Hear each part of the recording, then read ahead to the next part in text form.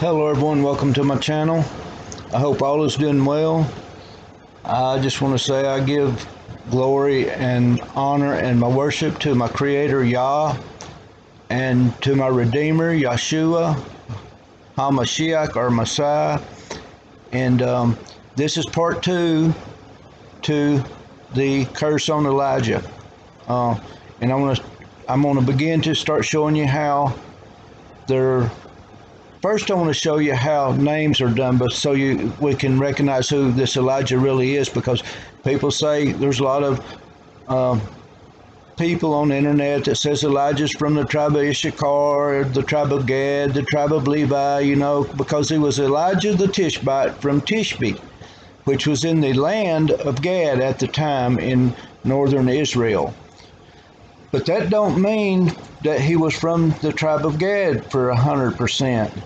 So I've been trying to figure out where this Elijah guy was from. That God said, I will send Elijah before that great and terrible day of the Lord. Before the end, I will send Elijah to restore all things. And when God says all things, he's talking about restoring spiritual things. The spirit of his children to their fathers and their fathers to their children. Now, I believe this is more into the lines of the fathers, the fathers of and children of Abraham, that he will try to get to restore their root, these people's roots. Their heritage has been stolen from them in the United States, and I believe this Elijah type will try to restore the people who's had their identity stolen from them, their Hebrew identity stolen from them, because there's a lot more to this, to Yah, than we were taught in these churches in America. The truth has been hid from them to try to stop the end time. Satan wants to keep this world. Most of the people on this world love these riches and they love their sins, and they want to stay here. They don't want Jesus Christ to come fix this earth. I am ready for Jesus Christ, Yeshua HaMashiach, to come take over and fix this earth, and live in the millennium. I'm so ready. About 3 or 4 or 5 years ago is when I started saying, I'm ready, Lord, for you to come fix, come to take control and get rid of the evil, because there's a movement going on today, and it's been around for a long time, called the Kingdom Now movement, or Kingdom Here, where they're saying that all these so-called Christians, lukewarm Christians, I say, is going to try to fix the earth and then for Jesus to come. That's not going to happen. They've tried that for 6,000 years. That's not going to happen. Man is not going to fix this earth. Donald Trump's not going to fix it. Joe Biden, Barack Obama, they're not going to fix this earth. They're not going to fix mankind. They're not going to fix this earth. So I'm saying, Jesus, come and fix it. I'm ready, Jesus. Yeshua, I'm ready for you to come fix this earth. But so we can go into the millennium. And there was a time I used to pray for my enemies. And a lot of Christians are going to say, you're the most unloving, uncaring man on this earth, Mr. Travis Garrison. And I'm saying, no. The evil rulers of this world struck first on me and my family. So I no longer pray for my enemies like the real enemies. I'm not talking about people really per se. I'm talking about the people who push the little people, who have tricked the little people. I pray judgment on the rulers that push their agenda on me and my family. God gave my family to me. He gave me sovereignty over my family to correct them and do whatever I needed to do, to get them to heaven. My goal is to get souls to heaven. My family's souls, my friends, and my role is to tell them the truth. It cuts to the very marrow. I had a dentist receptionist tell me, you sure got a strong tongue. And I'm thinking, ma'am, my tongue, she asked me if I could move my tongue. It was in the way, and I could feel half my tongue. And I'm thinking, sitting there in that chair, I'm thinking, Ma'am, my tongue is not in the way, but I'll move it around a little bit if that'll ease you. But that wasn't what she meant. The Scottish Rite Freemasons had coached them into saying that, telling me, you sure got a strong tongue, Travis, No, I just tell the truth. We're not going to get to heaven without the truth. The truth is righteousness, doing what's right. Now, don't get me wrong, I'm in a human body. I'm not any better than anybody else. I don't think I'm better than anybody else. I feel like the chiefest of sinners, like Paul said, in the Bible. I feel like the chiefest of sinners. When I sin, it weighs more on me than it does a regular person. But anyway, I want to get on not about me, but about the coming of Elijah, because Elijah needs to come, and I think it's time for Elijah to come on the scene and get this started. And these Elijah type spirited people have powers that they're different. John the Baptist had a different Elijah type spirit. I mean, his talents were different. He still had the same Elijah spirit as the first Elijah, but their powers, their talents were different. And this last day Elijah, it's time for him to come on the scene, and I'm going to show y'all who he is. That his identity, I believe that I found it. I've dug and dug and dug till I believe I found who this Elijah is. You can find the truth if you dig. You'll have to research the Hebrew concordances, the history, and a lot of the stuff on this Wikipedia. That Wikipedia is government-controlled articles, content. So you can't believe everything on that Wikipedia. And there's a guy on the internet called Enter the Stars. I'm not coming down on the guy one single bit, but he's got the Rh negative bloodlines wrong because he's believing that Wikipedia.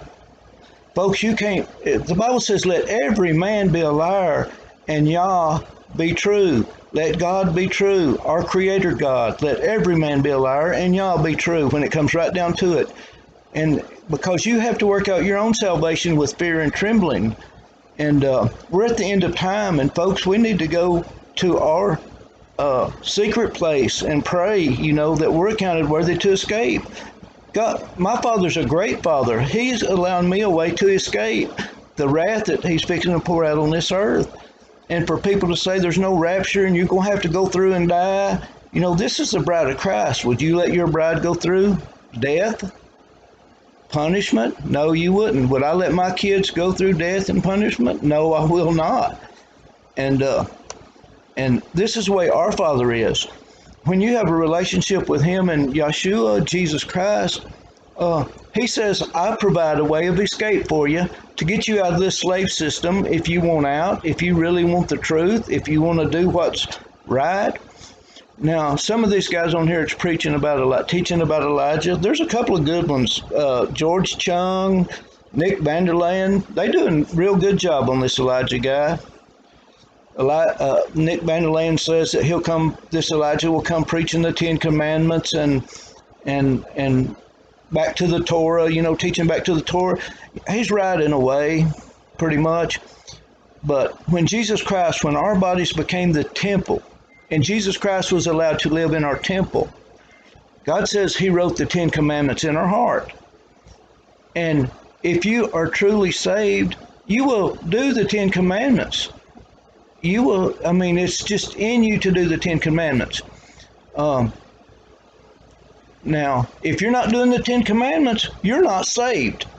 That's just all they are to it. If you're not thinking about what's right, the Ten Commandments are righteousness. They're the way to righteousness. So you have to do them. I'm not pushing a Ten Commandment on you. I'm telling you, you get Jesus in your heart, let Him guide you and to the Ten Commandments, because if you don't do them, you're not saved. I just can't believe that you're a saved individual. But on the other hand, God's bloodline, His Jesus Christ, Mary, the mother of Mary, has a bloodline. The Abraham has a bloodline. Now, I don't think everybody that's in those bloodlines are going to heaven, like some do. I believe you have to accept the ultimate redemption, the price that was paid to redeem us back, because we came into this world with a corrupt seed, this flesh. Anyway, I've got kind of a little bit off the subject here, so I'm going to get started. I want to show you how these names do, how we don't have a last name, so that's why I'm going to show you. If y'all will bear with me, I'll show you how names are done, because we don't in America. You just think you're like me. I just believe I've always thought I was a Gentile. My name was Travis Garrison. You know, that was my last name, which ain't really correct. I mean, that ain't the right way to do names. And I'm going to show you a film in a little bit on the etymology of names. But like here, this is Noah, Noah's Ark. This is his son, Japheth ben Noah. Japheth, son of Noah. Ben means son of. Japheth, son of Noah. Now, right over here is Noah ben Lamech. Lamech was Noah's father. So that's Noah, son of Lamech. See how that's the way names are done. So, and you get on down here and it shows you that a few more like Gomer, son of Japheth. So that's how names are done. So you really might not know your last name. And Elijah has a last name. I mean, not really like a last name, but Elijah was the son of somebody. And I've searched out till I believe I have found Elijah's son of so-and-so's last name. I believe I found that, and I believe that I have pretty good evidence for that. But anyway, that's how names are done. Now I'm going to stop this. I'm going to pause this video. This is my first time to try to do a video this way, but I've got so much information I've got to get shared that... Hi, welcome to Snap Language. I'm Mark Franco. Words have a life of their own. They're born, change, reproduce by generating new words and by spreading into other languages, like viruses. And words even get old and die. They just fall out of use. In Latin, they use the word sal, salt, to create the word salarium. Old French borrowed that as salaire. Later, English borrowed that from French as salary. But what was the connection in Latin between salt and salary? Etymologists believe the word was salarium in Latin because it was salt money, or an amount to buy salt, which was very valuable back then. Historical linguistics studies language change over time. Etymology is a subfield of that. It's the study of word origins and derivations and how words change over time.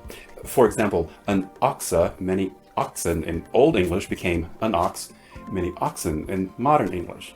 And that's why ox still has this irregular plural today. Words also change meaning over time. That's what historical linguists call semantic change. For example, originally when nice was borrowed into English from Old French, it meant foolish. Then over time it meant timid, fussy or fastidious, delicate, precise and careful, delightful, and finally, kind and thoughtful.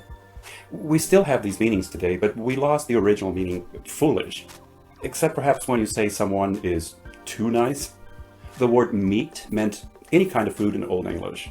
By around the 1300s, its meaning had narrowed to the meaning we still have today, only animal flesh. Okay, I need to make a disclaimer here. I am not a trained etymologist. I just know enough about the area and find it really interesting. So this video is not meant to be an in-depth study of etymology. That would be a really long video. War comes from Old French guerre. In late Old English, it became where. Well, guerre, where, war. That's how this one word, guerre, became what, on the surface at least, seems to be very different words, guerre, war. Why study etymology? When we understand how words and their meanings change over time, we learn about linguistic processes, how people use words and change their sounds and meanings, how languages borrow words from each other and change their pronunciation to conform to the phonology of the language.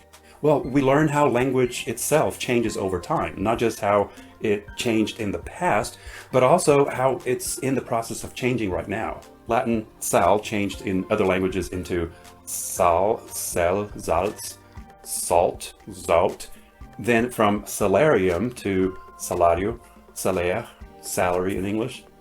Much later, Japanese then borrowed salary from English as sarariman to mean a person who works for a salary in a corporation, well, a white-collar worker.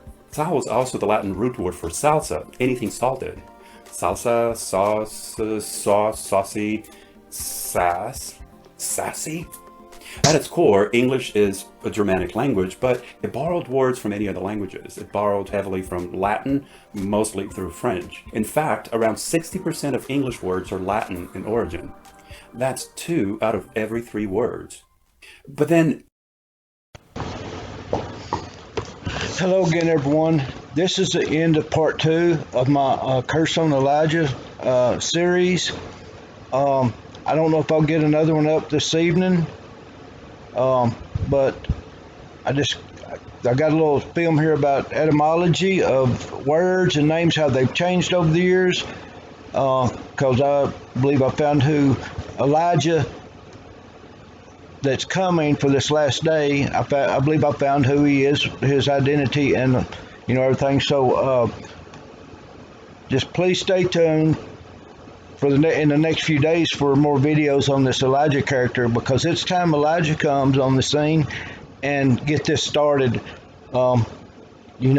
Jesus said Elijah will come first. The Old Testament says Elijah will come before that great and terrible day of the Lord. And it's time for Elijah to come on the scene. And so anyway, thank y'all for coming. Stay tuned please share my videos and stay tuned for part 3. Thank you. I'm out.